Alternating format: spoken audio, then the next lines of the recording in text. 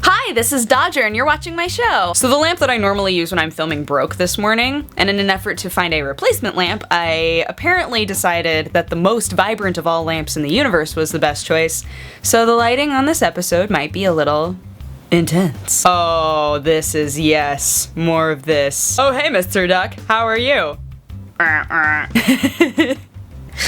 Okay, let's do gaming news. So first piece of news, the Sega CEO Mike Hayes is actually stepping down from the company entirely. They're hoping to keep him involved in assorted capacities, but unfortunately because he was the CEO, the two COOs of America and Europe are now splitting the job of running the entire company. They're not really sure how they're going to fill the CEO position, and really nobody's said anything about why he stepped down in the first place. He might just be retiring. They have been restructuring Sega a lot though. I know that they've been doing a lot of layoffs, they've canceled a few games, they're trying to make the company a bit smaller so that it's easier to maintain and easier to know what all is going on within the system, but I don't know if that is connected with what's going on. I guess right now they're hoping to focus a lot on digital games, because that way they don't have to worry about the whole retail market at all. They can just be like, here, we made this game, go download it.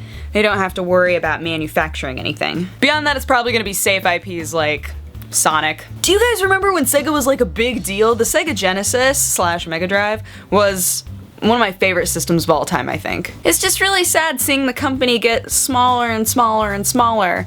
So I'm hoping that they reach a point where they feel like everything is kind of in harmony, and then they can build up from there again, which I think is what they're trying to do anyway. So we haven't talked about God of War Ascension, which God of War Ascension has been upsetting people anyway because it is a prequel.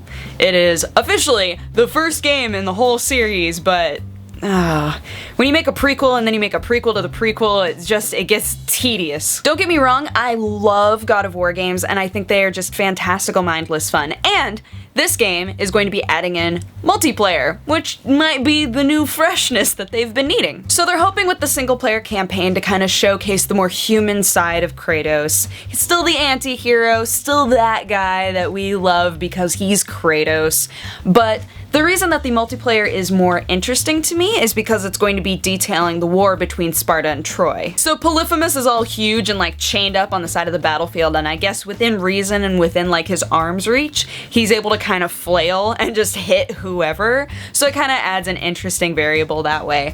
But something that I thought was weird is that you're not supposed to take the storyline of the multiplayer, which there is because it's a war. You're not supposed to consider that as part of canon.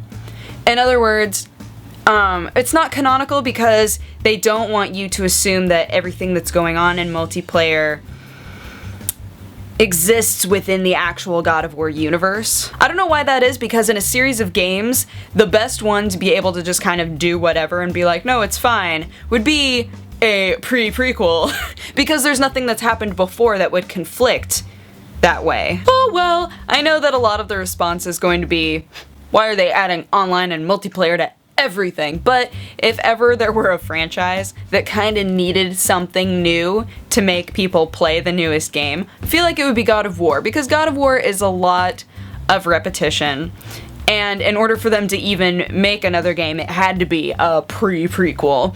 So adding in multiplayer gives you something else to do with it. As a final bit of news, everyone has believed for a long time now that Timesplitters 4 is in development.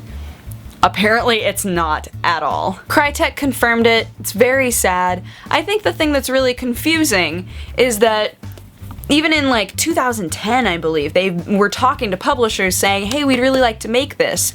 But I guess it literally never went anywhere. They had concept art that they were trying to push, and they were talking with people to possibly make it, and it just never happened. Does that mean they wouldn't like to? I'm sure they'd love to make it. I mean, they spent the time to discuss the possibility of making it, so I'm sure that it's on their docket of possible future projects, but as of right now, they've said no, we're not developing that, it doesn't exist. And that's about all I have to say about that. Oh, you can get your 3DS in bright purple now, if that's a thing that you are excited for. God, this light is like so intense, too intense. I need to figure out something different to do next time, or I don't know, find a shade for you. What are you doing? What's happening? Oh, I'm gonna go blind. Anywho, that is my show. Thank you so much for watching. If you have a positive or a negative response, feel free to leave it in my comment section. And if you want to have coffee with me, you can click wherever I put the annotation and it'll take you to my other channel. But otherwise, I hope that you guys had an awesome day and that your week started off great, and I will talk to you again on Wednesday. Okay, bye-bye. Mwah! Oh, I'm gonna go blind.